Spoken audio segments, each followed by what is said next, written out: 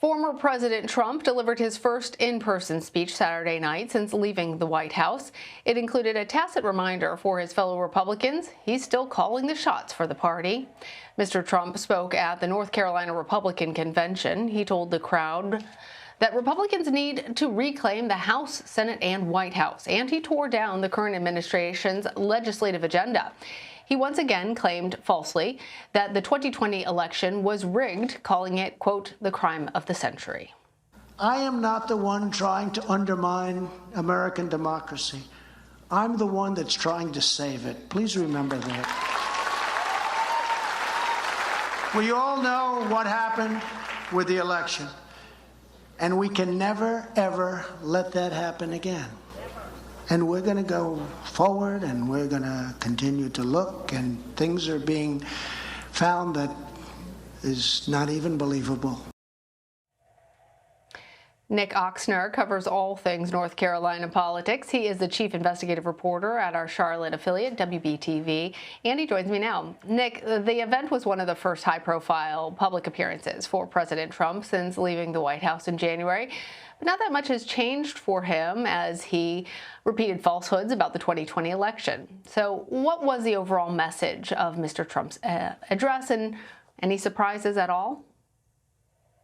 No real surprises in necessarily the substance of what he talked about. I think maybe one of the more interesting things is that the bits we just heard from his speech talking about, claims that we know are false about the 2020 election came so late into the speech, roughly about an hour into his 90 minutes worth of remarks. Generally speaking, though, it was much of the same that we've heard from President Trump talking about immigration. He did touch on COVID and coronavirus.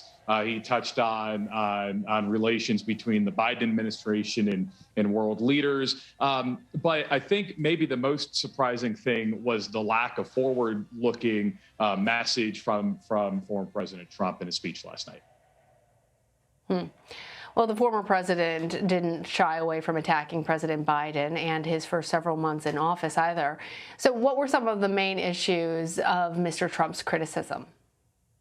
Yeah, again, maybe most interestingly, once again, is former President Trump tried to reclaimed credit for developing COVID-19 vaccines and said had they not done the work they did with Operation Warp Speed, that his administration did with Operation Warp Speed, then we would have had even worse COVID infections and deaths. He also criticized President Biden for his lack of relationship with North Korean leaders. And a number of other areas. Also hit back on the teaching of critical race theory in this country, which is something being hotly debated here in North Carolina, also making some waves in Washington, D.C. as well.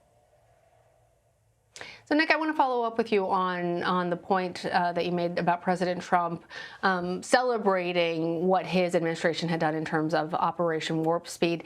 Did he actually encourage the people assembled to get vaccinated? We know that that vaccine hesitancy is higher among Republicans than Democrats, and he was there in the South, and that's also been an issue of contention. Did we hear that message coming from the former president? Yeah, I mean, he certainly praised the development of vaccines under his administration and the work his administration did to develop and distribute vaccines. It's interesting that did not receive a very widespread applause, certainly not compared to the applause that the crowd gave when he criticized Dr. Anthony Fauci, or the applause he got when he said that China needs to repay the United States for the economic hit and losses that we suffered as a result of COVID-19 and the global pandemic. So he certainly talked about the vaccines and talked up vaccines and highlighted them positively in a way that, would be supportive and encouraging of vaccines during his speech. All right. Well, President Trump also announced his endorsement Saturday for Congressman Ted Budd in North Carolina's crowded Republican Senate primary. That news came shortly after the former president's daughter-in-law, Laura Trump, said that she would not run for the seat. Why did Congressman Budd get the endorsement? Well, it depends on who you ask. If you ask Representative Budd's opponents, he's running against former Representative Mark Walker and former North Carolina Governor Pat McCrory. They both said a version of Donald Trump got some bad advice from his former chief of staff, Mark Meadows, also a former North Carolina congressman. Largely speaking, though, it's not that much of a surprise that Ted Budd would have gotten the endorsement last night, nor was it, frankly, much of a surprise that Laura Trump announced she was not going to run at this stage. You would have thought she would have made some more moves to do so if that's what she was going to do. But, Ted Budd has already got the backing of the Club for Growth. He has a good relationship with Mark Meadows. And again, it's largely speculated that, and Trump himself kind of hinted at Mark Meadows playing a role in being, a major influence in his decision on who he was going to endorse in this race. Well, some Republican lawmakers fear that pro-Trump candidates could threaten their chances of gaining control of Congress in 2022. Is that a concern with Republicans in North Carolina?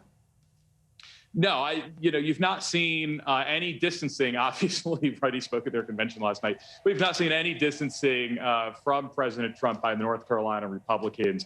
And by and large, the president narrowly won North Carolina both in 2016 when he was elected, and then won North Carolina again in 2020, even as he lost his overall presidential election. So Donald Trump remains fairly popular in North Carolina. While we have our pockets of urban areas in Charlotte and Raleigh and those points in between, North Carolina remains also largely urban or rural and suburban state. And the former president is extremely popular around parts of the state, and certainly with the constituencies of that make up the North Carolina Republican Party. All right, Nick Oxner, thank you so much for coming on and sharing your wisdom with us. Thank you.